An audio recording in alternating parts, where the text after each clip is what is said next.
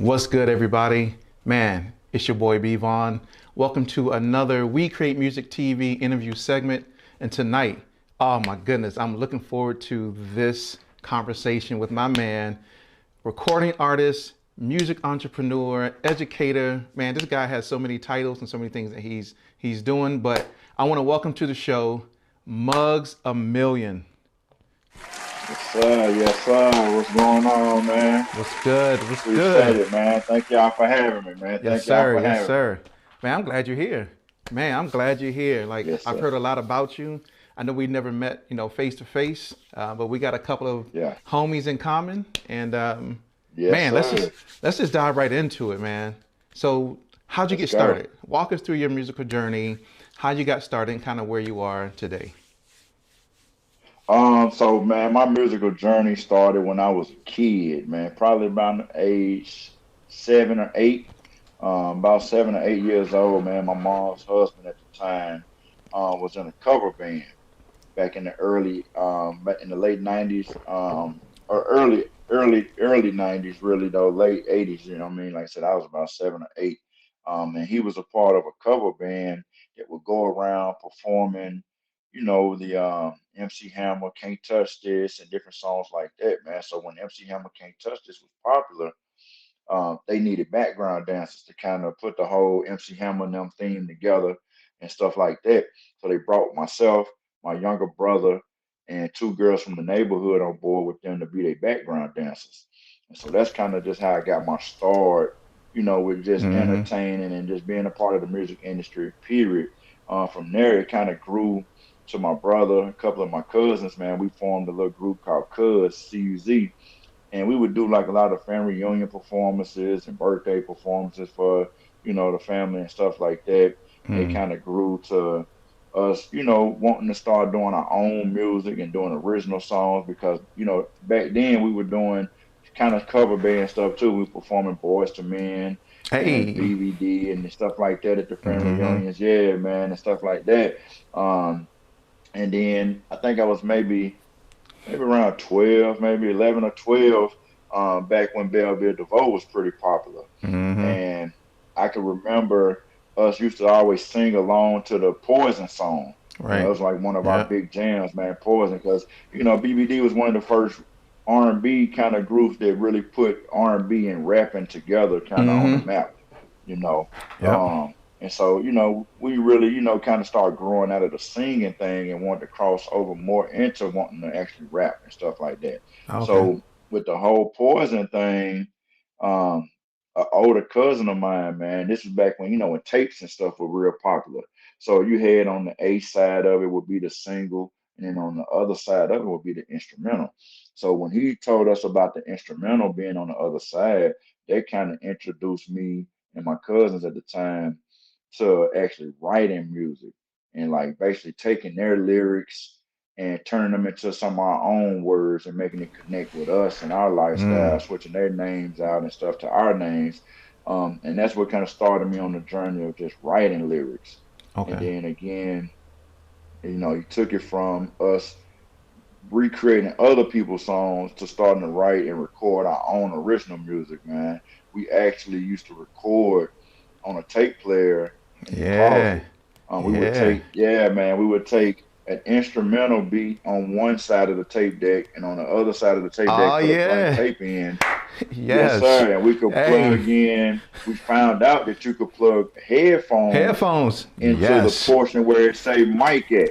You could plug headphones into the portion where it say mic. So, 'cause at the time we didn't have an actual microphone, but we was like, okay, Mm-hmm. and we made it work, man. So we plugged the headphones in, and we actually could record our vocals on top of the instrumental that was playing. And we just started like dubbing tapes and started dubbing ourselves on top of music. Mm-hmm. This was maybe, early teenage years, 12, 13 years old. And then from there, when it really began to progress for me, I believe was more so when I got to like middle school and high Mm. school. My freshman year in high school, when I would do like a lot of freestyle battling and stuff like that, before pep rallies and things of that nature, man. And I kind of started getting a name for myself. You know, I remember doing a freestyle back at the time this was my name. Well, really, I didn't even have an official stage name. I went through several stage names when I was Mm-hmm. younger. Uh, I was Frosty the Hitman at one time, man. And That's like I right. was like I had the original, like no lie, I had the original Snowman, toting the gun with the blunt in his Oh mouth and the yeah. gold teeth and stuff, though. This was way before Young Jeezy and any of that good stuff, Yeah, man. Yeah, this was like yeah. way back.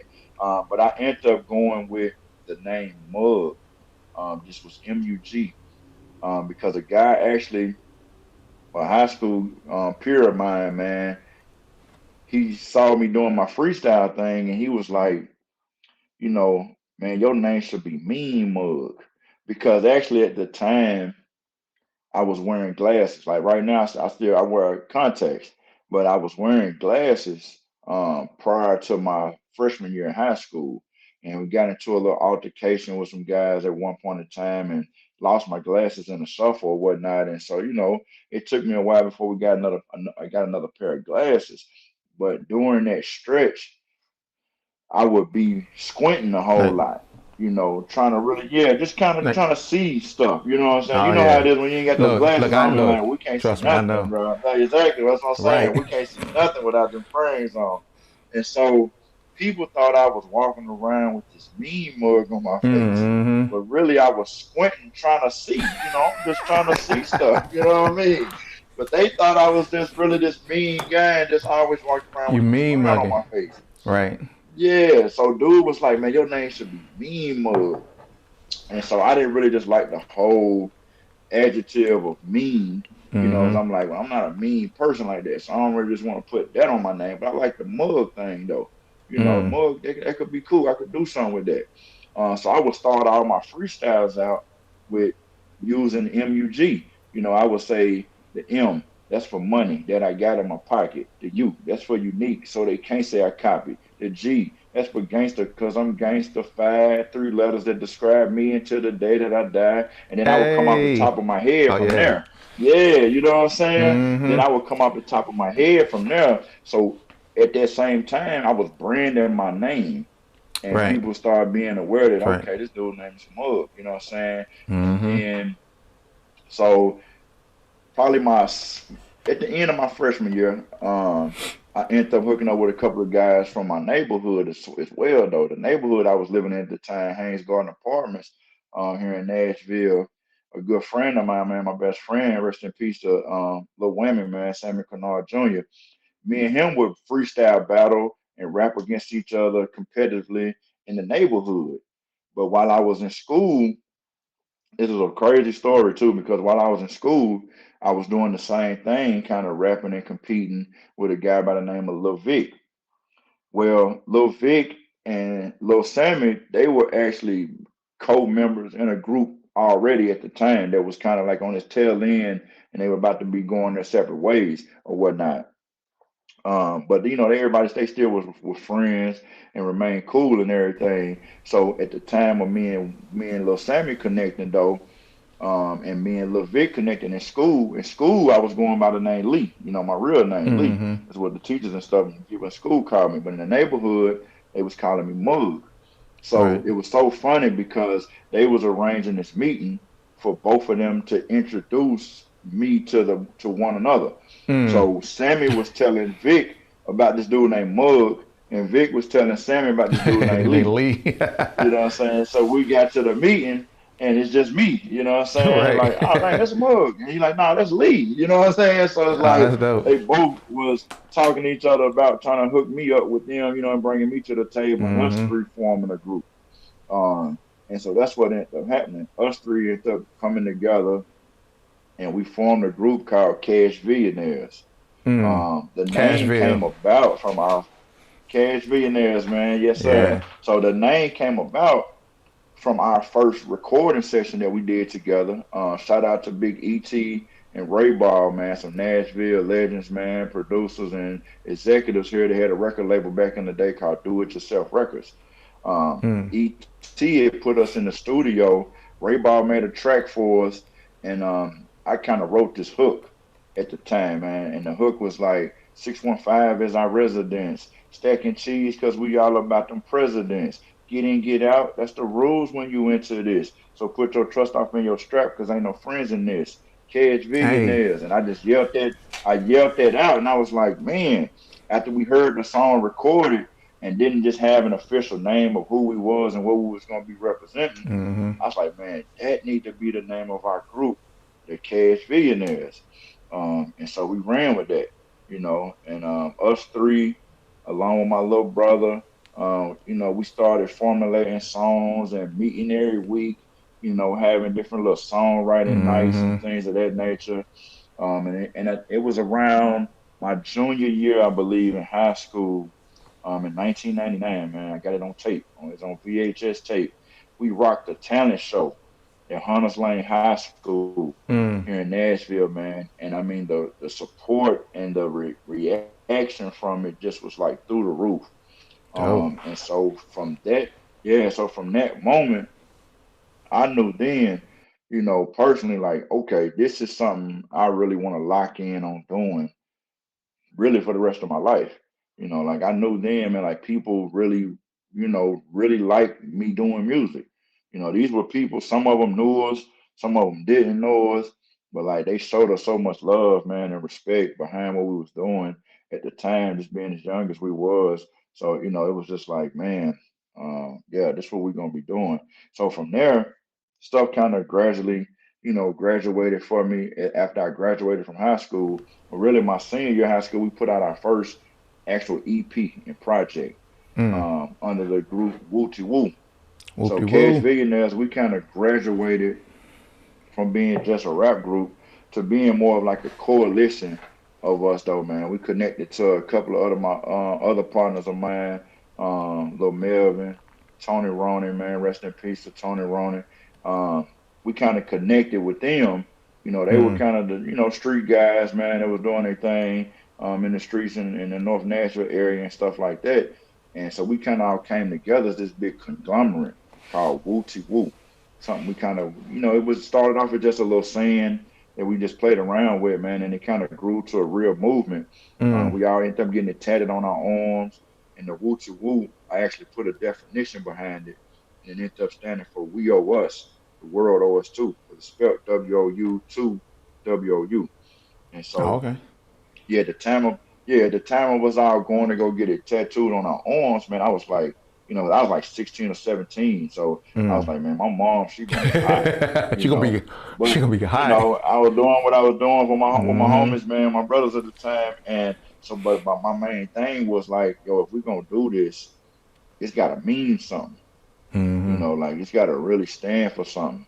And so, like I said, we ran, ran with the We Owe Us, World Owe Us Too, which now that's my name of my nonprofit organization, man, that I recently Oh, formed, okay. man, the We Owe Us Foundation.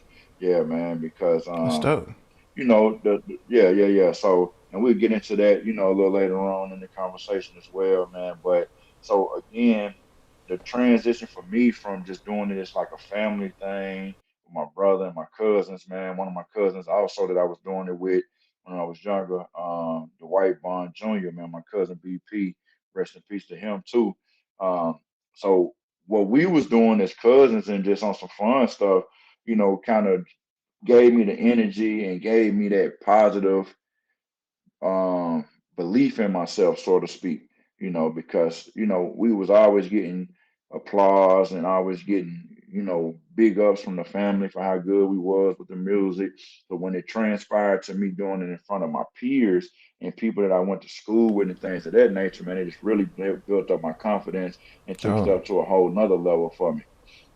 So after the group thing with Wooty Woo, we had a few people got incarcerated, and like I said, rest in peace to little women, man. He ended up getting killed. Mm. Things just kind of went in a different direction for Right. me, and I ended up kind of on a solo mission for a little minute, and so my name then kind of grew from being just Mug, I took it to being another acronym again.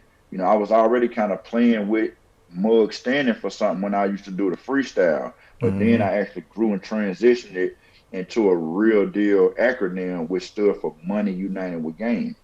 Mm. So then so my stage name went from being just Mug to actual MUG. start putting the dots in there, and it actually Right. stood for something, you know. And so once I got on this solo journey a little bit, man, because in the solo thing also kind of came about just because it was something that people was requesting. People in the Oh, city of really? Nashville, yeah, wanted to hear me. It's Mm-hmm. like I always had been a part of groups and a part of, group like situations, but for some reason to people, I always stood out. And people Oh, would okay. always just request it and would say, hey, man, we want to hear you. So I was like, okay. Mm. I mean, you get the people what they want. So at that time, I had just connected with one of my cousins by the name of Shorty C. He had just moved here by way of Cleveland, but he had moved here from Texas. And so Shorty C was doing his own thing at the music prior to moving to Nashville. And so by the time he moved here, I was, like I said, fresh off of us separating from the woo woo stuff and just, kind of trying to figure stuff out on my own as a solo artist. And so I created a brand new label and situation under the name of Billionaire Status Records. Ah. And so when I created Billionaire Status Records, because I wanted to kind of still keep stuff tied to the brand that people knew me Mm-hmm. from. So I didn't want to veer too far away from the Cash Billionaire stuff and things of that nature. So I Mm-hmm. took from Cash Billionaires the billionaire part of it and was like, boom, billionaire status. Like everybody was talking about being millionaires and things of that nature. Right. At the time, it was like, well, I'm a billionaire. You know, I'm Mm. I'm from Nashville. My family's heritage is from Brownsville, Tennessee. Okay. So I was born in a ville and come from the ville regardless. But then the See? billionaire part of it just kind of became to me more like being a visionary, Mm. being a visionary and letting your vision accumulate wealth for you over time, because that's, the It's Bible dope. talks on your gift making room from you, writing your Mm-hmm. vision and making it plain, Plain. Yep. so it all starts with it all starts with your vision anyway. So anyhow, man, like I said, me and Shorty C hooked up around 2003. And we went on a nice run, man. We went on a real nice run as Billionaire Status. I probably put out about 3 to 4, I think four solo projects. Shorty C put out a couple of solo projects. We did a lot of compilation projects. Wow. Um, yeah, we did a nice little run, man. We did some Mm-hmm. DJ projects with my guy DJ Dave, Mr. Get With It. DJ Dave was originally from Indianapolis. He ended up moving to Atlanta, and so we Oh, started okay. this whole Indiana to A Town kind of movement, man. Because Nashville was like that pit stop Mm-hmm. from the travel, us driving from Atlanta up to Indianapolis and vice versa. So Nashville always became that little pit stop right there for them. So we had this Indiana to A Town kind of movement that was going on that we was real heavy with under the Billionaire Status movement as well. I did a project with DJ Smalls back in 2008, and that brought me some national attention as well, man.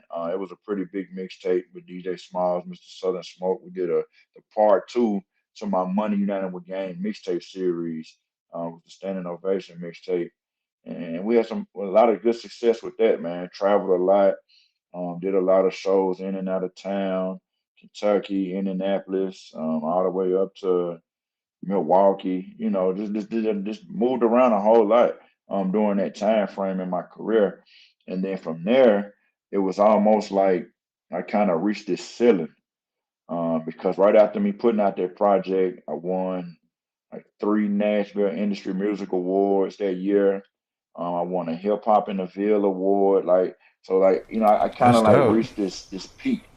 Yeah, man, my song. I had a couple of singles on the radio. I had created a single with my homeboy here, producer by the name of Play That Beat Wee Wee. We had a nice single that was called "It's You Again" that I Mm. was having some real success with and a nice little buzz with here, kind of locally in the town. And like I said, man, Nashville not being the Nashville that it is today, at Mm-hmm. that time, man, I reached this ceiling. I reached this ceiling point in my career, and it was like, man, what can I do next to get to that next level? All right. Um, so I kind of took a pause from being a rapper, and I went to school at Nashville State, Mm-hmm. and I went and got a degree in the music industry. I got my degree in music technology, and I took classes in songwriting. I took classes in the business of music, music publishing, and that's when the light bulb really went off for me as Mm. far as my career in the music industry in the direction that I was going to be going in moving forward. Um, because with me learning the things I learned about songwriting and about how music publishing works, it opened my mind up to realize that I didn't have to settle for being just an artist, and I didn't have to settle for my music only being my music. You can get in the door as a songwriter, or you can get your songs placed in television shows and films and stuff like that, and you can make money from that stuff without even having to have a record deal, without the song even having to be distributed or any of that kind That's of right. thing. Like it was real money out there to be made in different kind of ways. So after I graduated from college, I moved to Atlanta. Oh, okay. And when I moved to Atlanta, yes, sir. Yeah. So when I moved to Atlanta in 2010, one of the first opportunities I had was to get into the studio with a producer by the name of Sedell Young, another one of my homeboys that was from Indianapolis as well. That was a producer, and he had a production deal with DJ Toomp at the time, man, and Grand Hustle. Toop. And so he had some, yeah, exactly, man. So he had some good resources and connections. So one of the first song that I recorded when I moved to Atlanta was a song I did with Sedell Young, and it was a record called "Through the Roof." And so you Oh fast yeah. forward, yes, sir. So you fast forward after me and said did the Through the Roof record, and my life really really changed then, man, because he hit me up and was like, "Yo, I want to take your verse off of that song, and I want to just shop the beat around with your hook on it." And good thing for me, I had just learned about how songwriting works, how publishing works, That's right. and I'm like, okay, cool, let's do that then. You know what I'm saying? Mm-hmm. Because the person that you may send this song to could be in a better position than I am, and they can really end up doing something with the song. Mm-hmm. And that's what ended up happening.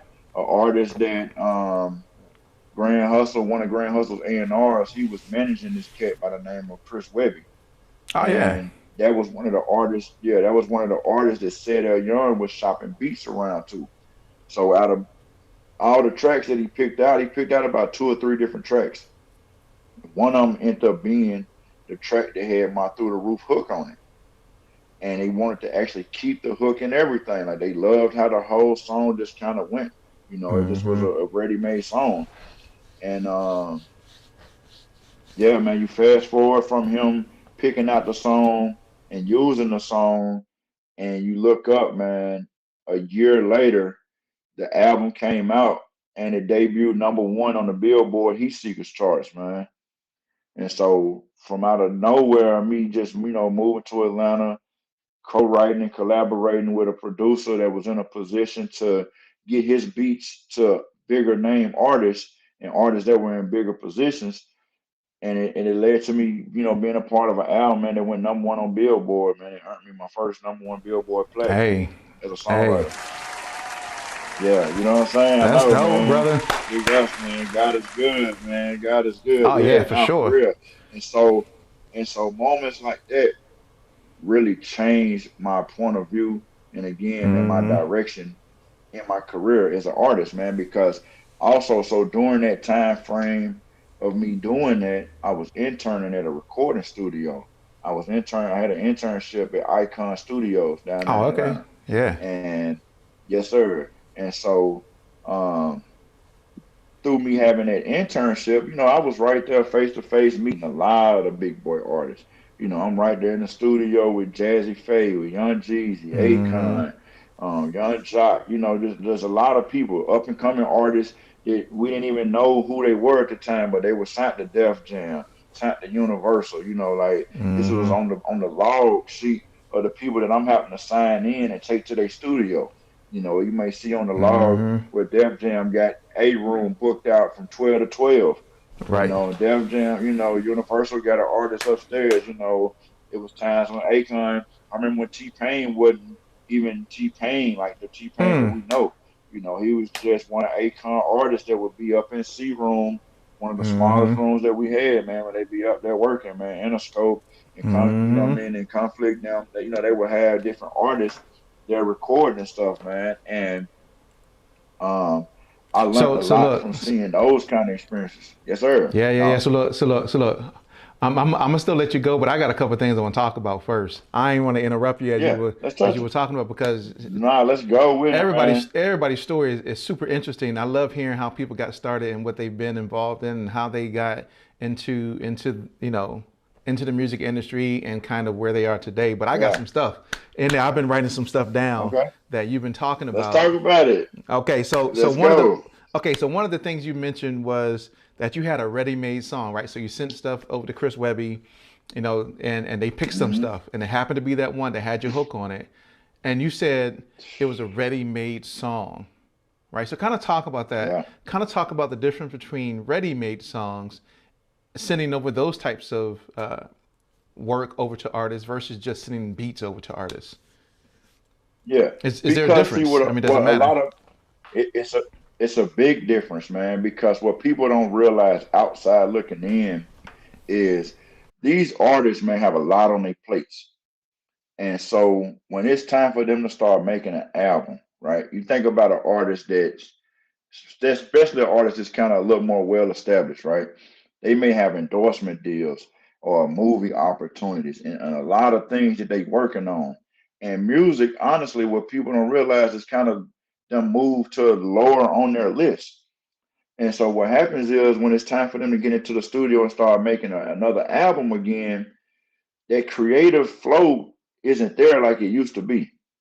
And so what they're wanting and what they're hoping to have a lot of times is a song that's already has a concept, it already got a hook, may even already have a bridge in place, you know, a cadence and the style is already laid out, the storyline is already there that matches up with their lifestyle, and that's what they're looking for, and all they're gonna do is add their little verse to it though, especially if it's a rapper. When you're talking about rappers, you hear it all the time with Jay-Z and Lil Wayne and a lot of artists now coming out and saying like how they don't even write their raps, because the song is already made for them though. When that beat is right there already laid out, that hook is already on there and it's already a ready-made song. All they gotta do is get in there and just rap some old jabber jabber though and make it, somewhat make sense to you Right. because you're just waiting on the chorus part to come back around anyway. You think about a song, Right. using Lil Wayne as an example. You look at a Make It Rain, you know, that could have been anybody's song. It just so happened that Fat Joe picked it up and look at it, turned it into a hit song for Fat Joe. But if he would have sent that to any artist that was out during that time, it would have been a hit because it was already a ready-made song. The beat was a smash. You had a catchy hook on there. Let's go. Send it to whoever you want to send it to. All they got to do is write some raps to it, and they ready to go. That's right. You know, um, and that's the part of the songwriter in me where I realized that you have to be able to, and that's when you go into that songwriter mode. Is when you have to be able to create songs for other people. Or you have to, like I said, look at your songs and say, hey, yeah, this is my song, but this would be a good Young Jeezy song or a good such and such. You know what I mean? That's Because right. those people are already in a position that you are not in. Mm-hmm. They have the access and the resources to get that song sent to radio tonight. Right. When you got to try to create a budget and you got to try to find a marketing strategy and this Mm-hmm. and that, and you know what I'm saying, it's gonna take you 2 to 3 years to get that song where they can get it at in a month. You know, and who's to say in that 2 to 3 years that that type of song is still gonna be relevant though, when it's relevant right now. That's right. If you're making songs for right now that sound like what's on the radio right now, then guess what? By the time you, as an independent artist, get that song to some type of level of even small success, that style may be over with though. It may. Like we don't move into the So next thing. sometimes already, man. So Yeah. sometimes your best bet is saying, "Hey, I'm making these songs for opportunities, Mm. you know. And like I said, man, we can talk more about some of my film and TV placement opportunities. Like I said, I Mm-hmm. got stuff that's on BET's The Game, Oxygen Network, on the Bad Girls Club, songs that I've never even put out. I haven't even released those songs as Mm. records yet, but they fit for what these television That's right. shows and music supervisors were looking for. And Yeah. I've made money off of it. More money than I would have made putting them on a mixtape and Oh, giving say it them away for again. free on Dead Piff or something. You know what I'm Say it. saying? No, I Say it made more again. money, you know what I mean? Right, Seriously, man, for real. You brother. know? Because here's why. And Because I. especially nowadays, No. Go ahead. Finish saying what you was gonna say. now I was gonna say, especially nowadays with the days of streaming, Oh like yeah. I got paid, well, yeah, we got paid a $1,500 sync fee. This just the sync fee. This not even the back end PRO money that comes after it airs on television. This was the upfront money that BET sent us just for using the song for 20 some seconds. 28 seconds of my song, and we made $1,500. You So like? you think Wait a about, minute. yeah, but you know what I'm saying? I mean, you think about how many streams on Apple Music and Tidal and It's gonna. Spotify that's going to take you to have to get to make $1,500, man. It's Yeah. going to take you a lot of streams to make that kind of money. When Yeah. all they did was gave me that to pay 20 seconds on my song, and then I still get You paid still get paid. residual royalty money every Right. quarter, man. Every quarter. That song, Right. one of those songs got put on television back in 2015. Here it is, 2021. I just got paid for it from BMI last quarter. See. So See. you See. know what That's I the mean? thing. Like it's forever money. Forever money. Because you kind of talked about that, right? You kind of talked about how you went to school, which is also a question that I got too. But you kind of went to school. You learned Gotcha. about the whole music industry, the business side of it, and then Yes, sir. now you figured out that there's many ways to make money in the music industry. It's not just working. And I think people, Yes. bro, look. I think a lot of people get caught up with let me just get to an artist. Let me just get an artist to buy my beat. Exactly. Let me just sell this $30 beat on whatever online platform. And it's like, yo, you missing out on a lot of money. Yo, you Real missing out on a money. lot of Real money. money. Real, real money. Hmm. Like I got homies Yeah, man. here in Atlanta that strictly do TV, and these ask me if they got full-time jobs, but nobody Man, know not who at they are. all. Nobody's gonna go, Yeah. oh yeah, I know that dude because he produces. Nah, you don't know him. You may know him or her or whatever just from the body of work they do from a TV perspective, but they're not big name artists. I Yeah. mean, big name producers. But these Exactly. dudes, Exactly. are doing what they And they love. They making a making that money. living, They man. making Making a it. living off of their Yes, music, and that's they right. good, man. Exactly. And that's what we all really want at the end of the day. you Yep. know. And that's the beautiful side of it, man. So, and like you said, it took me going to school and getting educated, though, Mm, that those kind of opportunities are out there for even people like myself, right. because again, especially in today's climate, right? You have to think about it. The same way the music industry has changed from a record label side, it's Mm, changing from a film and television side of it as I well. know. Like a television show that normally would pay a Ti or a Future $20,000 to use one of their songs. They don't have those type of budgets anymore because Nope. even TV is being streamed and not really making the kind of money that it used to make. So now those budgets are saying, okay, we don't got 20,000, but we got 2,500. Mm-hmm. Can we pay this little independent artist who got a song that sound like Ti That's right. 2,500? You know what I'm saying? And I'll take them 2,500s all day long. All day long. You know what I'm saying? All day Look, long. look. I'll take it from BET, VH1, OWN. Man, And come on. that's gonna add Yeah. up. It's gonna add up, And you and look up, man, you're getting royalties. 10 of those. Come Oh on, my man. goodness. You look up and you get you 10 of those in a year. That's 25 grand, man. You already making more than what some people making on full-time jobs, man. Part-time Right. job, a part-time job for sure. If you're making 25 grand off of a few placements, what I'm saying, over time, and Yep. like you said, that's not even your back end money yet. Nope. That ain't even your royalties to start coming in, man, from the PRO side. I You know. know, I'm trying to tell so people.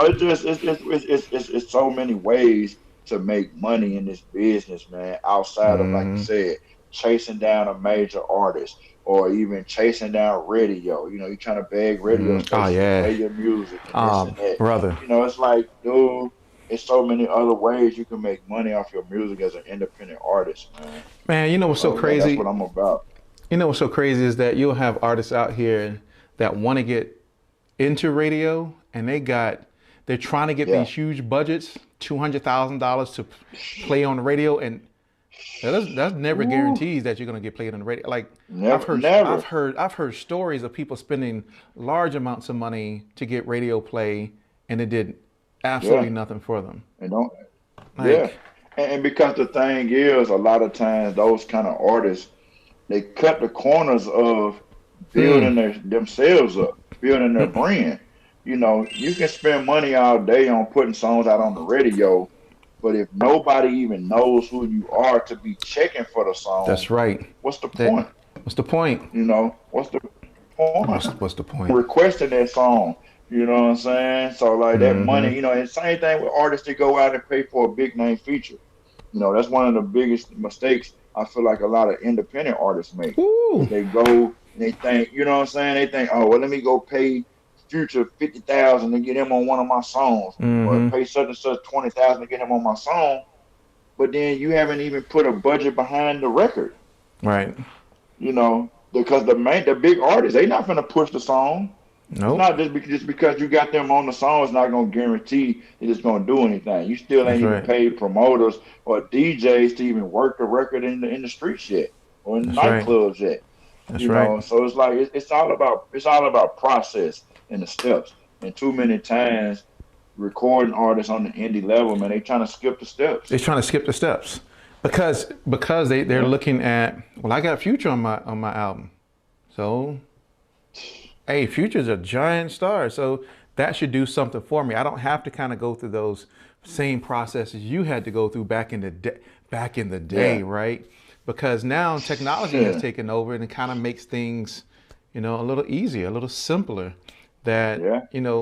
I got Instagram and Twitter and Snapchat and, Exactly, TikTok. And exactly. so I could do that. I don't gotta go through all those things. You do. Like you gotta go through all those No, you same still things. exactly, and that Still. stuff done handicap these artists, man. Yes. Because the scenario I try to get artists to understand is this: it don't cost any money for somebody to follow you. It don't Mm-hmm. cost any money for them to tap twice on that picture and like it. Now let Instagram start charging them to Ah, follow you and see how ah, many followers you get it's or over. how many likes you get. You see what I'm saying? That's Mm-hmm. what's gonna really tell it all. And and at the end of the day, those people are only seeing you in the moment, man. They're not Mm-hmm. keeping up with you. They're strolling past their timeline. They might have saw something they liked from you, and they kept it moving though. Right. It's not a real connection there.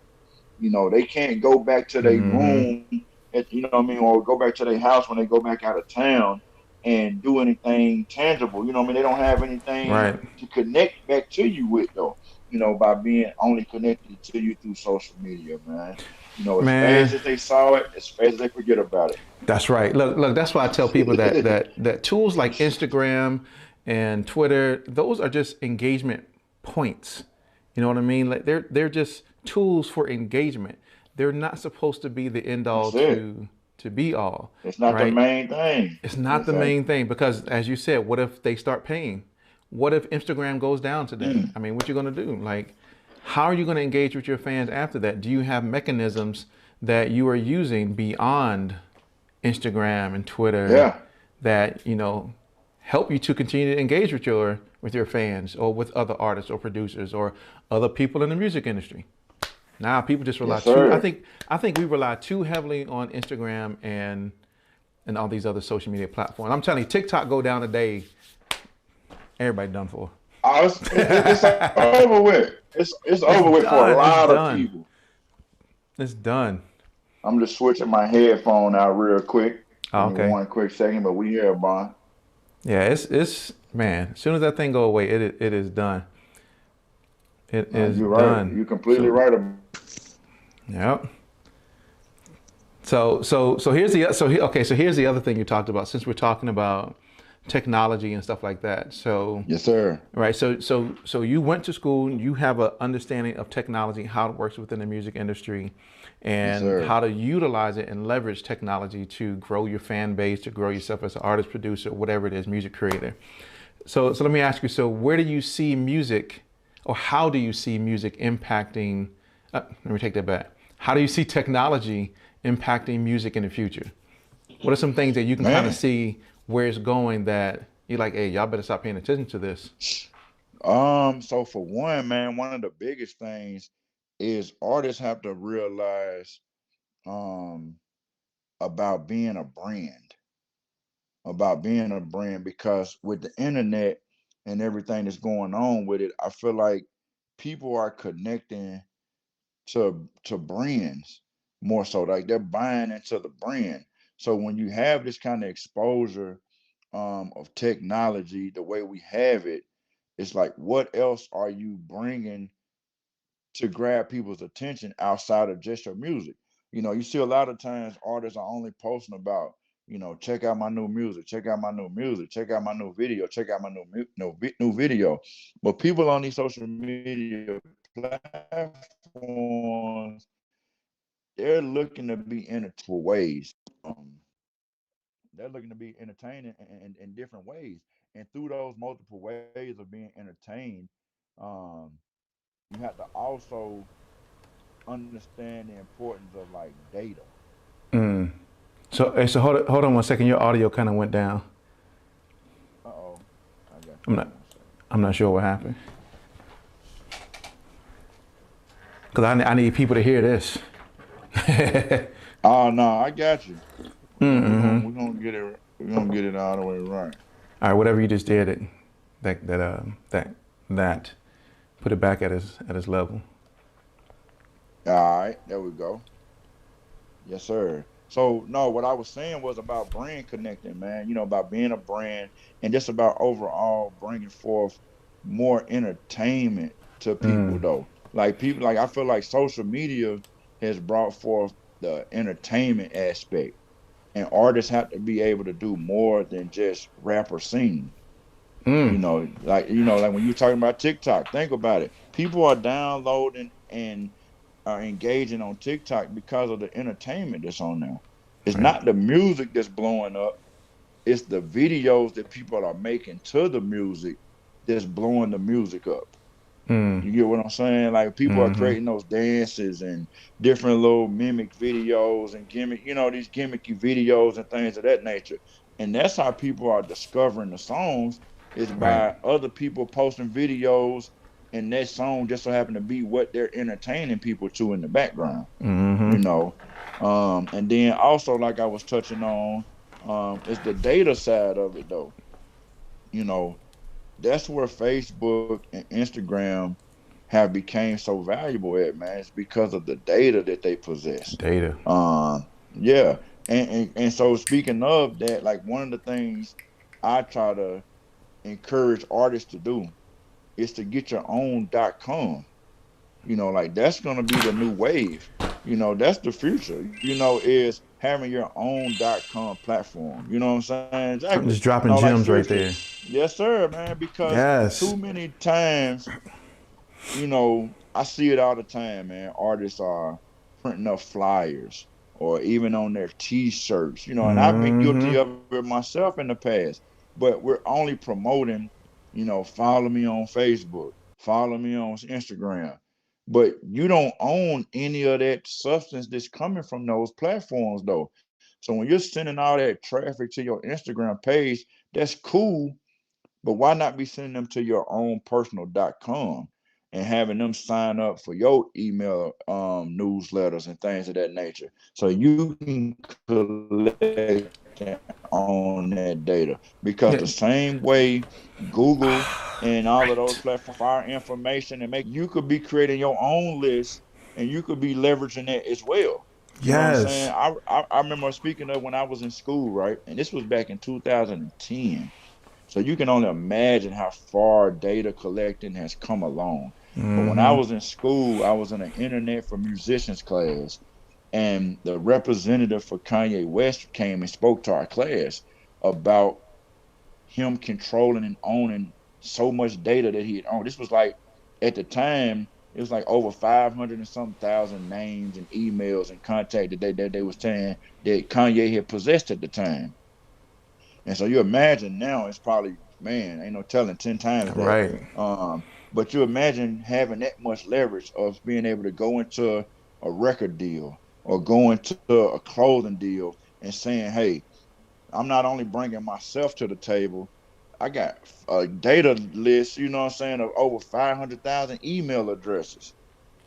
So let's leverage that into the deal also, though. I'm not just, you know what I'm saying? I'm not Right. just bringing my 10,000 Facebook followers to the table or my 20,000 Instagram followers to the table. I'm bringing this whole data list of, like I said, 500,000 email addresses and phone numbers that I got too that I collected over the time.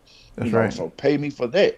You can leverage that and sell it off to other companies, or you can leverage it, like I said, and utilize your own products and services though, That's because right. now you got a direct contact to X amount of people that Yes. anytime you drop a project, anytime you put out a product, you can send it directly to them and you don't have to worry about an Amazon or none of that kind of stuff, man. And it's direct to consumer and it's Gems. straight from your website, you know what I'm saying? And that's all you.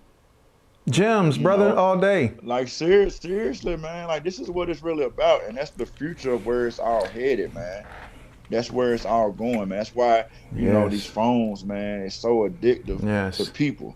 Like now, even more so, email addresses. But now, if you can get phone numbers from people, oh my goodness, man, you are definitely on to something.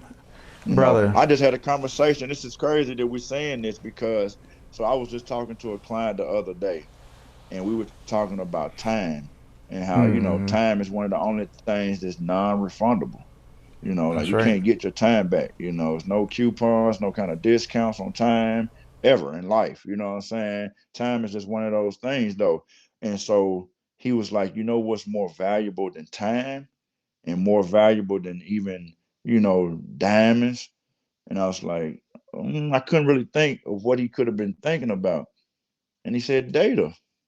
And I'm like, duh. You know what I mean? But like, we don't think of it like that, man. But it is though. Next to your time being valuable and next to the, natural resources like gold and diamonds, data is the new version of all of that, man. Data. That's the new money, man. That's the new Yeah. money, The new money. Look, you know. look. When I was working at Verizon, the thing that, and it was kind of like the big thing that was happening at Verizon, was this thing called big data, right? And I mean, right, and it was something that people really haven't heard of. Verizon was kind of leading the charge with big data and looking at big Nice. data to determine, their demographics, determine, who they were really targeting as far as location, age, Yeah. all these different things. Who was watching what? How were they watching it? How are they Hmm. consuming?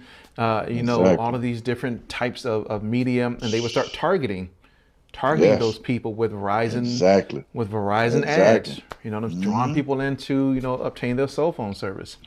And so I happen to be on the business side, and so I saw all of how they were using the big data and how they were using this information to target different clientele, not even just clientele, from regular consumers, but companies. Other You know what I'm businesses. saying? Other Other businesses, businesses and how they were man. targeting other Yes. businesses because Verizon, we Yes. sold services to national and major accounts, right? And Hmm. so, you think about the Fortune 100 companies, we were selling information to the Fortune 100 companies around big data. Exactly. Like, and Exactly. this is for everybody who's watching. Like, why do you think when you go on search on Google for whatever you search on Google, all of a sudden you see it on Instagram? Pop up on that phone. Pop right up on it, man. You Like be where does that like, come from? dang, how did they know I was looking Like, how them do you know I up? was How did looking they at that? know? Like, wait a minute, hey, I need to stop Trust looking at me. certain stuff. Then, like, no, Man, come like, on. no, but like Now that's that's how they, true though. but that's how they That- know, That's just, is because they're using it. exactly. Okay, this person is searching for this, so let's kind of target and show them things that are relevant to what they're searching for Yes. on other platforms that Exactly. they've been using. Ladies and gentlemen, that Exactly. if you can No, figure that's out real. how to use that data, Yeah. you are in a position that's going to take you Yeah. to a completely different level. But Muggs, here's the thing though. Yeah. They don't Yes, want to sir. do it. They don't want to do it. They don't, man. They don't want to do it. They don't They want to. Oh don't, my man. gosh, I they don't mean, want to do it. even simple stuff, man, that I know artists don't really utilize the way they do music. And then Man, you take that, and then you take those kind of analytics, and then you say, okay, man, even though I live in Nashville, and I wouldn't have thought, but hey, apparently from my analytics, I need to be doing some trips to Nebraska because I got a lot of stuff going on up through that we way. going on. Hey, we going on You tour know, to Nebraska. you know what I'm saying? I ain't got as much going right here in my hometown as I thought I did, but in some other areas, man, look at my numbers though. Yeah. I actually got a real fan base and people listening and checking for my music in that area. Maybe I need to shoot there one weekend, go to one of their clubs or something, and hang out a little bit and see what's going on then. Yeah, I was talking to. No, go ahead. I'll let you finish. No, I was just gonna say, and that's how artists, that's how you build that small tribe, man, Yes. and be able to build and fan, and be able to build on it, and that's how you create yourself an actual fan base. That's right. And going back to the guy that came that was there from Kanye West, he had said something that stuck with me. He said, even though Kanye West is who he is or whatnot, but he left us with some jewels. He said, all you need is your core 1,000 fans, and you can make a living in your music industry for the rest of your life. All you need is that core 1,000, man. Because you drop one album. If you drop an album and you sell it to those 1,000 people at $10 a pop, $15 a pop, that's $15,000 right there. Off just them 1,000 people. You print up a T-shirt. You selling that T-shirt for $20 a pop. And you sell it to that 1,000 people. That's $20,000 right there. You know what I'm saying? So it's like you don't need but so many people. A lot of times, again, with skipping the steps and speeding up the process, like we think we have to have 1 million followers, 1 million fans already, man. But it don't really take that much, man. You got to start small and you just keep building on it. Well, numbers give a certain perception. Yeah. If I got 1 million fans and people think I'm popping, but what's your conversion rate? And that's what I was going to say, though. Yeah, it can be a gift and a curse at the same time because, you look at those again. Look at your followers, but then look at your engagement, though. You got 20,000 followers, but every time you do a post, you got 10 likes. 10 likes. Something ain't right. Yeah, something really ain't right. You know what I'm saying? That's something ain't adding up. Because all of those likes aren't really followers, and all those followers aren't really fans. And people have to understand the difference between that. You see what I'm saying? Me and my business partner Lee, we talk about that all the time, man. It's a difference between followers and fans, and it's a difference between supporters and fans. See, a lot of people have what they call supporters. They're not really fans. Right. See, supporters is going to buy your shirt because they're your homeboy. They're going to buy it because they feel like they got to buy it. You know what I'm saying? They gonna listen to your songs because they feel like they gotta listen to your songs. That's your cousins and them, your day one homeboys, people like that. Them is your supporters, man. That's different from having actual fans. Because people that are fans don't even know you personally. They looking and checking for whenever you ready to drop something new. Whatever product or merchandise you putting out, they ready to go and buy it. You know what I'm saying? And so, because I tell artists all the time, you as an independent artist, if you really had fans, I could put you on the flyer to a club saying you performing live. I don't have to let nobody in free. I shouldn't have to do no kind of drink specials, none of that. And you alone on that flyer should be able to bring out X amount of people. If you can't do that, guess what? You don't have fans. Regardless of how many supporters. Regardless of how many followers you got. That's right. Yeah. You got supporters. That's right. You may have your five homeboys is gonna come with you because they're gonna go wherever you go. That's right. You see what I'm saying? But that's not fans though, man. So it's a big difference. And again with followers, man, people have 1 million followers, and that's where that perception comes in when we're talking about the $200,000 budgets for radio and all of that. It's like, okay, man, I got 100,000 followers, man. I'm ready. I got I'm popping out here.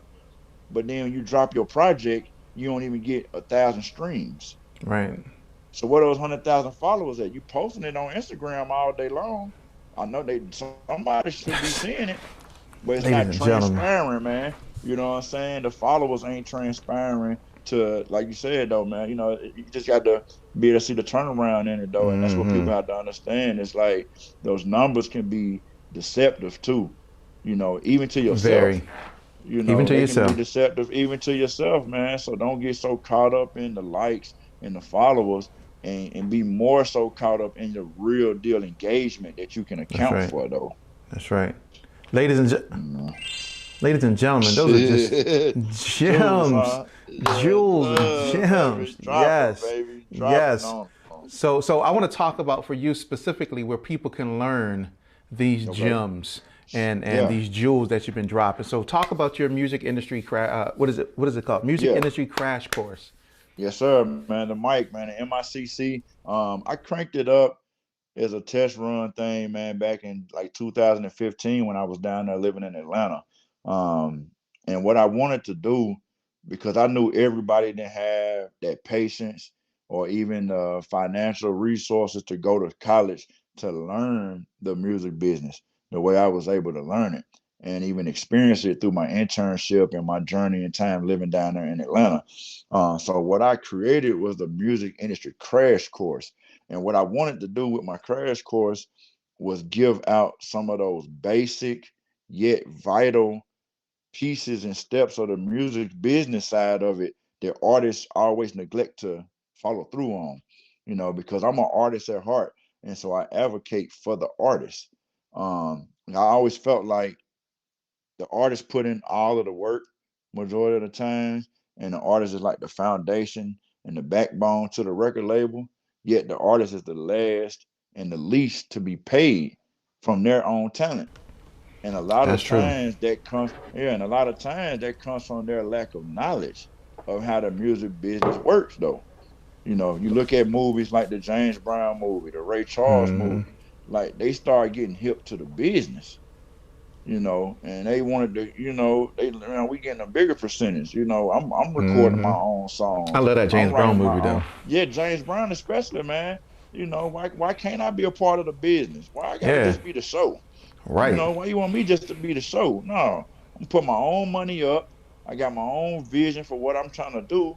I want to be in on the business too. And so a lot of artists, neglect to want to be a part of that business side of the industry.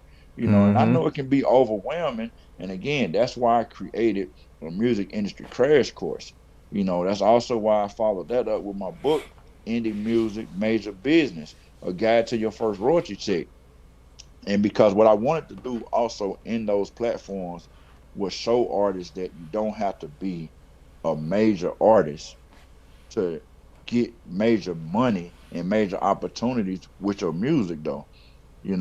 It's simple Mm-hmm. stuff like the PRO, registering your songs and signing up with a BMI or ASCAP, establishing a publishing company. These are Right. things that as a recording artist, we don't really know how valuable and important they are to our career until it's too late. You put Mm-hmm. out songs and videos on YouTube, you got songs all on Spotify and this and that, and you look up and you wonder why you haven't seen a check from any of it, though. And it's simple stuff like signing up with BMI, signing up with ASCAP, creating yourself a Sound Exchange account, getting signed Mm-hmm. up with Sound Exchange. These simple things that are simple, but for some people are not simple just because they don't know how simple they really are. That's right. And nobody's guiding them and coaching them through these kind of things, man. And so again, me being an actual artist, I wanted them to see also it, hear it and see it coming from somebody like them. Mm. A lot of times, I've been to several music conferences and panels. I've even hosted and held my own Mm-hmm. panels during A3C. But when you go to A3C, you go to South by Southwest, you go to Music Biz Association panels and stuff like that. When you go to these places, majority of the time, the people that speaking on these panels are some kind of executive or entertainment attorney, or one of these kind of people here. Is never You're never hearing it from the artist about how the business side of it works or the things that they had to do to make sure that they could secure their money. Whenever you hear an artist speak on panels, it's always about how they didn't take care of their business and how the industry got over on them. But it's a lot of artists out there that are That's winning right. and that are making money, because they understand how the business side of it works. Mm. And that's what I want to do with the music industry crash course. Like I said, man, I got topics in there. I cover split sheets.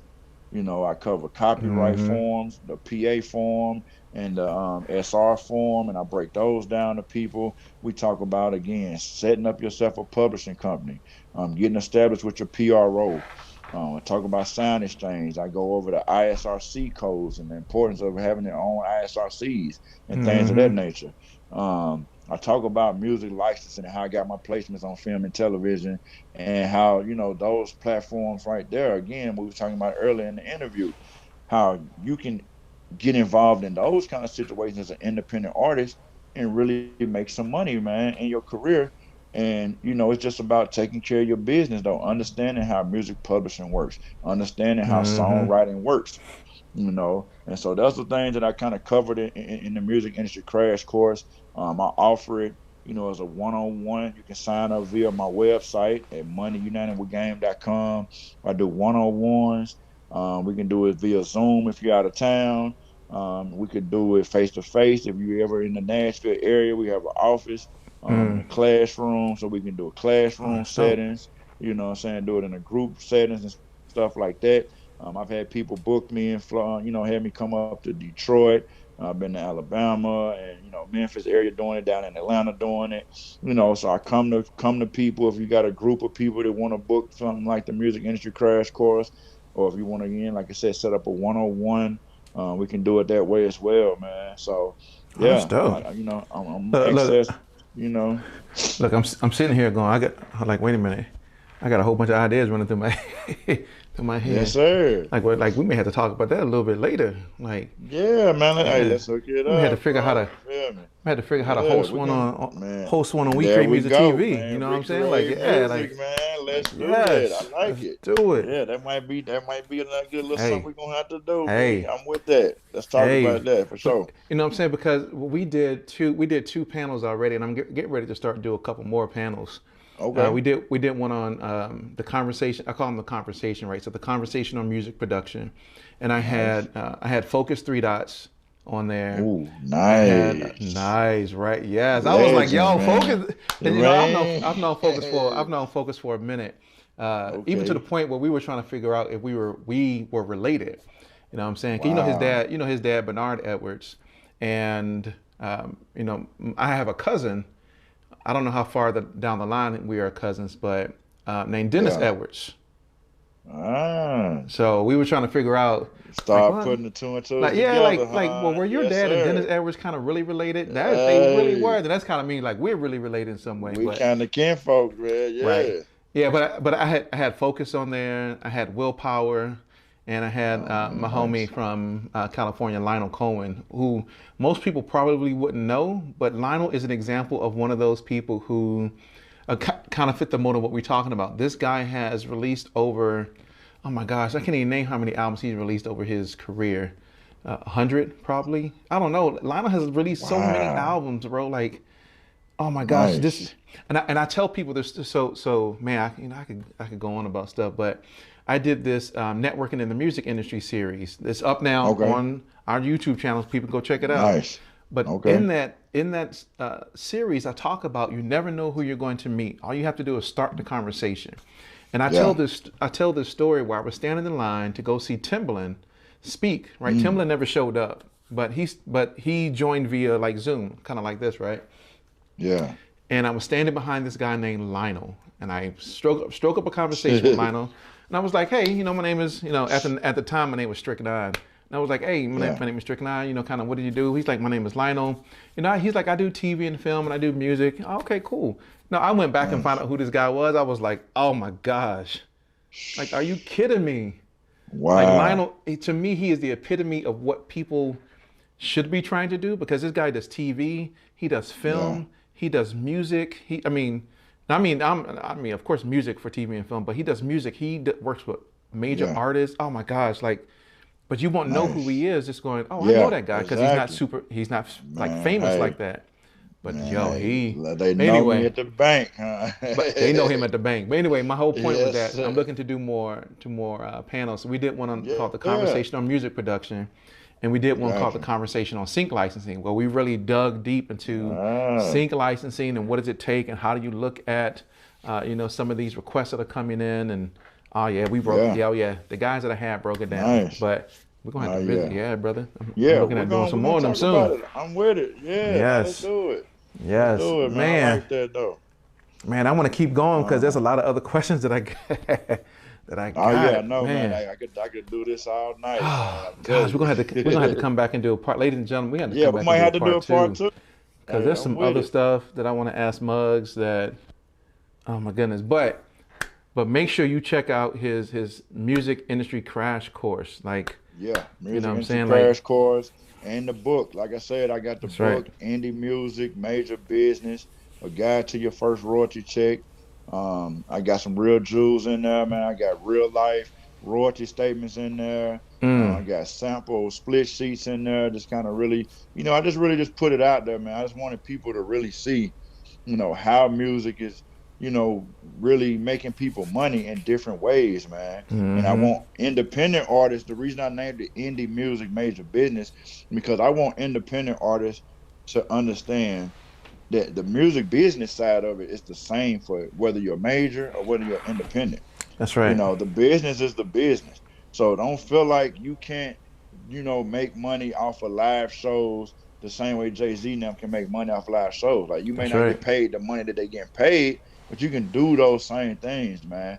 And that's when speaking of, like that's one of the main things I kind of advocate for in my music industry crash course, and I speak about in my book as well, is the performance royalties, man. Mm, Performance royalties for me is like the most slept on royalty for all day. independent artists All because day. you can get paid back end royalty money for shows that you're performing these open mics and stuff at in these nightclubs, man. You can be getting paid, and then you down there in the hey man, like I know it's an open mic showcase Everywhere. twice a night, man, in any part of town. You know what I Yeah. mean? And so you imagine if you go on a nice little run performing at all of those open mics and you're calculating and you're actually registering those live performances with your BMI, your ASCAP account. That's money, man. But That's they don't know money that. that They they don't know throwing that. away and they don't even account for, man, because you waiting on the money that a promoter gonna pay you one day and you start making $10,000, $20,000 a night for a show. Well, you got a long way before that become reality.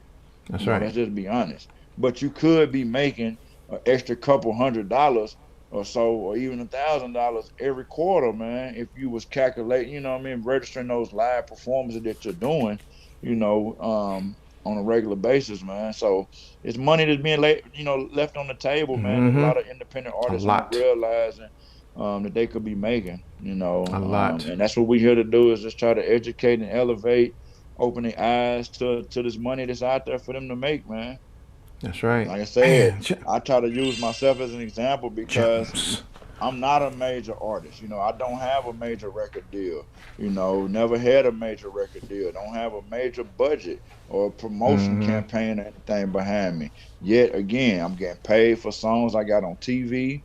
I got a #1 Billboard, and I'm still getting paid for that song as well. And I'm still in position now, creating songs and putting songs out there, getting in position for TV placements and placement opportunities with other artists and stuff, man. I still write and pitch songs to other major artists. The game has became a lot more politickish, so it's not as easy to get a Mm-hmm. song in the door with these majors anymore. Mm-hmm. But again, that's why you have to just be creative. You have to continue to find different ways to make your music make money for you. That's You right. know, utilize these Spotify, the TikToks and some of these platforms, man. You may have to find yourself creating a song just for TikTok. It's not even a song that you're gonna be putting out there to go on the radio or that you're gonna be Mm-hmm. performing live. But you creating a song that can be used for a TikTok dance, and then that song can blow up on that one platform and start generating you some money, man. So you know what I'm saying? Like for real, Man, man. gems. Hey, nah, Like real talk, man. I kid you not. There's a producer that lives down here, Okay. named Kato.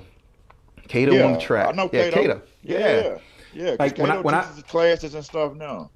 Oh yeah, yeah. So when I first met Kato, Kato was nowhere near the followers that he has now. Yeah. Like nowhere near. And this dude blew up, and oh my gosh, he just took it Yeah. to a different level. But kind of what you just said, Kato created a song recently, and I don't remember the name of the song, but Uh-huh. it is so catchy that you got people now who are doing challenges to his See? song. Exactly. You got Jeezy's wife. What's her name? Gina May, Oh Jeannie yeah. May. The little chick. She's Yeah, doing. yeah. They're all doing See? these challenges to Look at his that, song, man. Wow. That's bro. big. That's big. It's blowing up all over. But that's what it takes. It Yeah. takes people doing things like that to Exactly. driving recognition and engagement and attention to what Yeah. they're doing. Oh my gosh. Exactly. And because like you said earlier, man, when we were talking about the future of technology and where it's going, and again, that's where it's at. Like Facebook has a deal now where they're monetizing even live shows.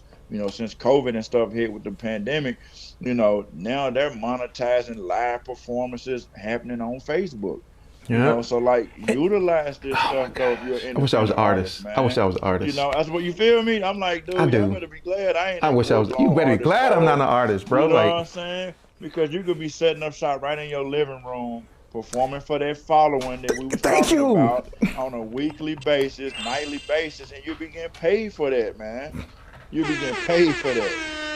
But you standing Yes, around waiting in on the your living club room. promoter to Oh you my standing around gosh. waiting on the club promoter to call you though, and hope he gonna book you for a show or something. I'm Nah, like, all man, right, you gotta bet. be I'm gonna do a show in my living room, me and my come on, piano, man, and we right finna do it here. right And now. get I my got the 100 camera. followers, 1,000 That's followers right. to tune in, man. And hey, and guess what? We You we register gonna that we gonna stream it on Restream. It's gonna go out to streaming, YouTube, all that. Come Facebook, on, man. Twitch, Exactly. And you're gonna be able to Twitch. Oh my monetize all of gosh. that. Yeah. Twitch is I killing, try. man. My guy did I was talking about earlier, DJ Dave, man. He's killing it right now on Oh, Twitch, man. bro. He's getting booked to do birthday party, virtual birthday parties, all kind of stuff out here, man. Let me tell you this, man. Like I said, I can keep going. I Y'all know, right? Y'all I want to know. keep you for a long time. We're gonna come back and do another one. We got Yeah, to. we got to. We Look, got to do it. look. So on Twitch, I am I don't know what they call them on Twitch, followers, subscribers, but Yeah, I subscriber. Yeah. was subscribed to Illmind's Twitch, right? He goes on Twitch every day for like 8 hours a day and just streams, Wow. making music, dropping gems, giving advice, talking about the Yeah. industry, coaching and consulting upcoming artists and producers, right? So he does all this on his Twitch channel. Yeah. His Twitch channel used to be live in public, right? And so then I haven't been on Twitch in a minute. I went back to Twitch and it was like, hey, do you want to resubscribe to Illmind's Twitch? And I was like, I never unsubscribed from it. What happened? Yeah. And Yeah. it says you can now resubscribe at these tier levels. Ooh, pay the man. Pay the man. $4.99, $12.99, Hey, $24.99 man. a month. Come on. Yeah. Right? Yeah. You can go back and you can guess how many followers Illmind got on what on Twitch, bruh. What is Let's even say he has 25,000, which he doesn't. Look, you know what? I got it right here, cause I want to know. man? I want That's to big know. business, man. That's big business, man. Let me Big business, man. Look, if I can spell right, bro. This guy has a gazillion followers on And you Twitch. imagine, I'm telling you, bro. This is imagine if they just okay. paying So the here we minimum go. $4, man. So here we go. He got 34,000 followers on Twitch, right? So you take those 34,000. I don't do math in the head, so I don't I care know. what I got people. you. Let's say they do it even at, oh my gosh, even at $10 a month.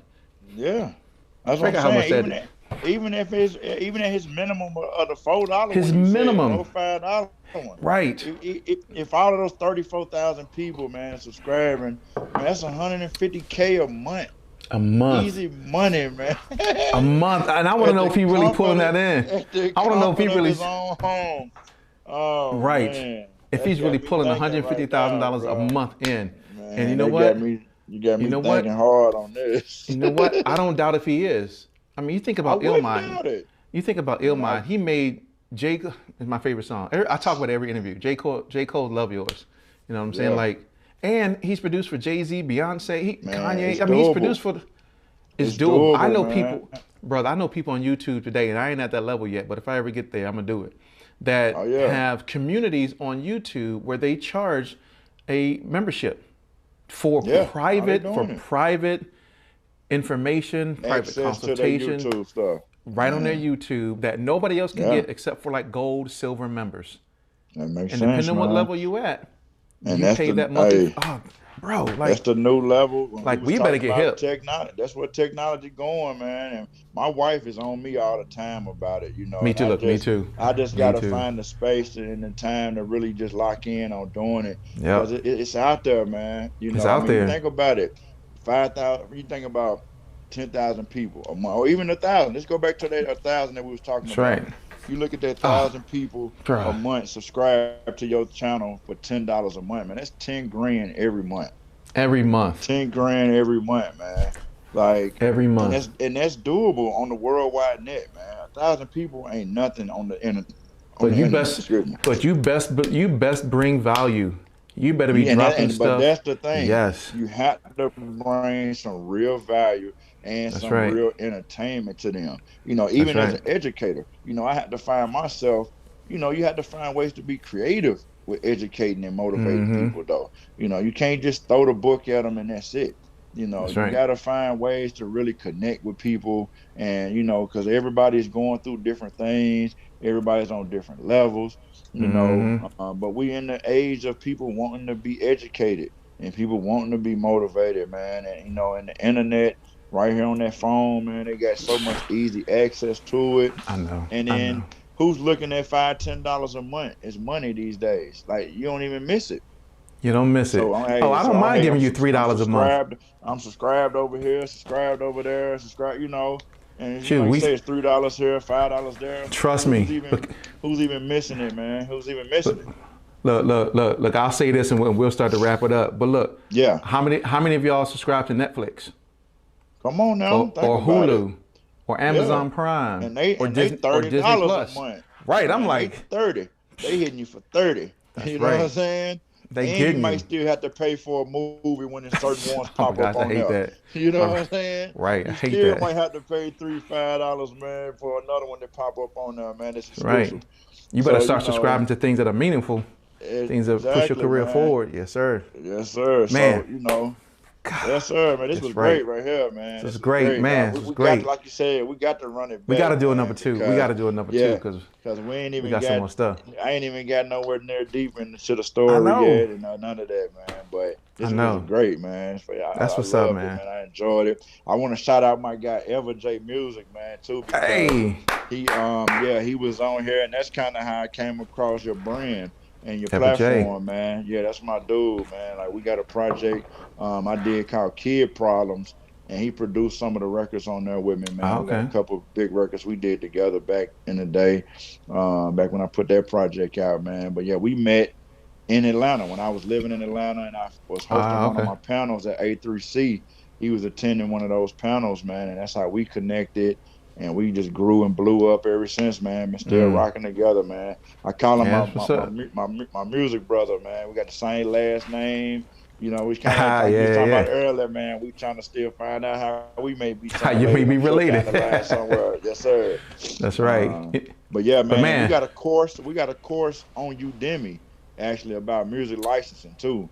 So dope. anybody looking to get information on music licensing and some of those beginning steps, man, because we both been blessed with TV and film placement opportunities. And yeah, man. So we got a music licensing course on Udemy that people can go check out as well, man. I mean, y'all It's better one go. of the Y'all top better go ranked take that. yeah, it's one of the top ranked courses on there. If you go on there and you just put in music licensing for one of the subjects that you're looking to be educated on, man, ours will pop right up. Man, y'all better go take that today. Yeah. And it's on Yes, my yes. website too, man. MoneyUnitedWithGame.com. I see y'all got the Instagram right there. So if you go to my That's right. IG, follow me on Instagram, click the link in the bio. That's gonna take you to the website, and you'll see all the plethora of services and things that we offer, man. We do websites, logo design. I got my book on there. You can buy the book. You can go check out my album, man. I did recently drop an album And the Hey, soundtrack to the book, One of a check Million. that out. Yep, the EP is out there, man. One of a Million. Y'all go stream that. I got videos up on YouTube, man. They go along with some of the songs that I put out on the project. Subscribe to my YouTube channel, Money United with Game TV. Again, all of that is on the link in the bio. Or go to that Instagram page. Follow me on IG. And yeah, man, look forward to connecting with y'all, man. Yeah, Subscribe for to the sure. channel right here too, man. We create music Yes. TV. Let's Make get sure them y'all not subscribers just, up. yeah, make sure y'all subscribe because hey, we trying to get monetized around here. Hey, You know what you I'm got saying? look, We you got trying to that get right. monetized. You So got yeah, that subscribe right. to We Create Music TV, man. If you're looking at this right now, hit that like on here, hit that subscribe on here, and stay tuned, man, for the next one. That's Yes, right, man. sir. I appreciate that. Hey, I want to give a shout out to two of the homies, Lubric O'Shea. That's my guy too, That's my man. You guy. know See, that's my O'Shea? dude. Yeah, of Man, course. look. Man, Now I've see, known we ain't O'Shea even got to for. talking about me mentoring and stuff and going and speaking at his school, at his classes and stuff, man. I do a lot of Yeah. mentor work Yeah, I with know his high Rick. school students and stuff, man. So yeah, that's my guy O'Shea, That's man. my That's guy. Yeah, love. I think I met Rick back in 2014 or something like that. Me and my homie Nab, when I was in St. Louis, we went out to. Man, we can talk about this after though, but I know but yeah. exactly. No, I was gonna say shout out And to then because those are other people that we know that we connected by Lubric yeah, O'Shea exactly. and then Greg Yeah. Smith. Yeah, oh man, G Smith, that's my Yeah, dude, see, G dude. Smith, my Yeah, man. dude. Hey, I'm in That's my guy. CSAC, man, because of that. You know what I'm saying? See, I'm trying to Yeah, still that's get. my guy. I need to go I hit up. know, I need to right? hit up G Gotta get Smith that like plug, soon. huh? Yeah, That I do plug. gotta get that plug because it's invite only. Yeah, invite only. You know what I'm Invite saying? only. And then I think too, Father Time, man, my guy Art Barron, man. I think I seen him Yeah, yeah, shout you yeah. out too, though. Yeah, Yeah, man, yeah, Doc. yeah. Yep. Yeah, man. So yeah, That's what's Doc, up, man, good man. peoples, man. It's small world, but we Small big in it, man. You small feel world, but we me? big in it. Yep. Yes, Man. sir, man. So any I look last forward to words you getting want to to? the A and connecting with you personally too, Yes. bro. So Oh when yeah, when come I'm on down that down. way, like you said, we'll connect the numbers and stuff offline, man, and make sure we Yeah, for connect. sure. Yeah, Yes, for sir. sure. Any last things, any last piece of advice, wisdom that you want to give to those who will be watching now and also in the future? Yeah. Man, look, just keep believing in yourself. Believe in yourself. Believe in the God-given talents and gifts that He put in you. Your gift will make room for you. Just continue to strive, man, and push through the struggle. You know, it's gonna have hard times that you're gonna have to overcome, but just keep believing in you and just know that it's a journey and it's a process, man. I always like to use the analogy of building.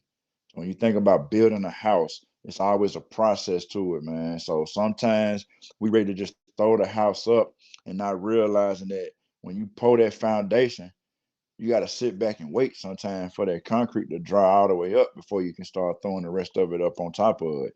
So, you know, just be patient and with the process, man, and just keep believing in yourself and just don't quit. You know what I'm saying? There's no time limit on success. No time limit on prosperity, man. You know, just keep pushing, keep believing, and just don't quit. For sure. Man, Muggs, thank you very much, man, for those Nah, gems man. once again. So Yes, if you wouldn't sir. mind just sticking around for just one moment, let me close this out. Gotcha. Yes, All right, sir. bet. Ladies and gentlemen, man, oh my gosh, I told you. We bring guests on that have, you already know, quality that's going to give you exactly what you need to grow within this music industry, to give you the tools and you know, to fill that tool belt, that toolkit with what you need to succeed. But thank you very much for tuning in to another interview episode here at We Create Music TV. Once again, you can catch us every Monday night and every Thursday night at 7 p.m. For our interview series. And we're always dropping content throughout the week. And go back and check out some of the past things that we've done as well. And make sure you subscribe to the channel. Make sure you hit that like button. Make sure you hit the bell notification so that you can be notified of when we drop new content. And be on the lookout for more. We content heavy for the rest of the year. We dropping all types of stuff. Panels, content. You watch. It's all coming for all of y'all. But once again, thank you very much for tuning in. You know how I feel about y'all. You know what I'm saying? I love everybody that watches, everybody that supports, everybody that participates. I appreciate every last one of you. But thanks very much for tuning in. We are out. Peace. Peace. Let's go. Like, where's my video at? We create music.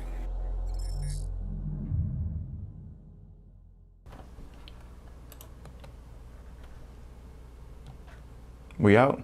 Like, why isn't it going away? I guess we still here. Bye.